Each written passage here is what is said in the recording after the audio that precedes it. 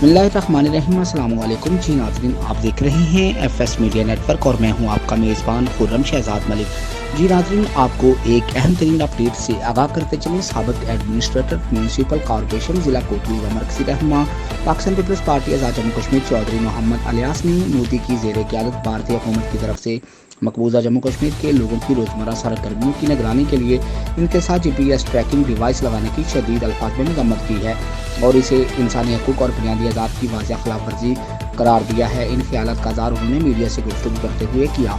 उन्होंने GPS trackers को कश्मीरियों की नज़रबंदी की ही एक किस्म करार दिया जिसके तहत लोगों की नकलो हरकत और राजदारी को महदूद कर दिया जाता है। उन्होंने वाज़ेह कहा कि इस टेक्नोलॉजी के इस्तेमाल से भारत की नौआबादियाती दौर की ज़हनीत की अक्कासी होती है जो कश्मीरियों के साथ शहरियों की बजाय गुलामों जैसा सलूक रवार रखे हुए हैं। उन्होंने कश्मीरियों के साथ GPS ट्रैकर्स की तनसीब को एक ख़तरनाक पेशरफ्त करार दिया जिससे पहले से मासूर और भारतीय मुज़ालिम का शिकार कश्मीरियों की मज़ीद निगरानी और कंट्रोल की राह हमवार होगी। उन्होंने आलमी बरादरी पर जोर दिया कि वो कश्मीरियों के बुनियादी हकूक़ और इज़्ज़त वक़ार पर भारत के बढ़ते हुए हमलों का नोटिस ले।